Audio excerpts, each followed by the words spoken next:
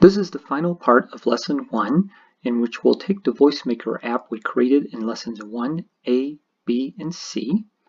We'll make a few small changes to finalize it and upload it onto the phone.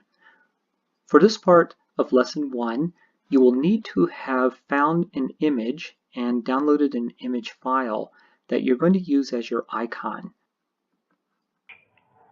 In the Components panel, I want to go to Screen.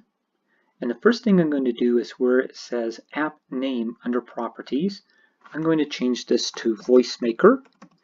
And this is going to be the name of the app that appears on the screen of your Android phone or device. Next, I want to go down to Icon, and I need to upload a file to serve as my icon. So this is where I go and I find my image file. And here I found the file. I'm calling it my talking icon. It's a very simple little icon. So I will say open and say OK. It'll take a moment for that to upload to App Inventor. Next, I want to go down to Screen Orientation. I want to change this to Portrait. And this is an app that's going to always work better in the portrait orientation. And so I don't want the orientation to change every time I rotate the phone. So if I specify portrait here, it will always stay in the portrait orientation and will not rotate.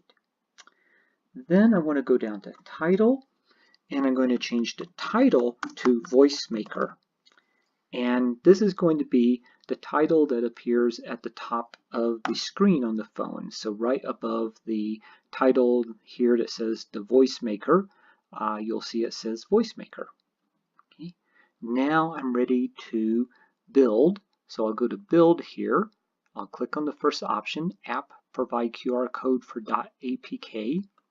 And what this is going to do is it's going to create what is called an install package.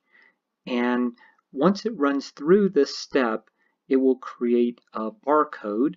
And with the phone, I can use the MIT AI2 companion app and scan the barcode just like I do when I'm connecting the phone with the app. And there's the barcode right there. And when I do that, it will bring the file, or at least the install package, over to the phone. And then I can go through the install procedures on the phone to get the app working on the phone. One of the things you may need to have in mind here is on the phone, you'll need to set the security settings or adjust the security settings so that you allow apps to be installed from unknown sources. And so at this point, if you've been all the way through Lesson 1, you should have your first working app. And next, we'll move on to Lesson 2.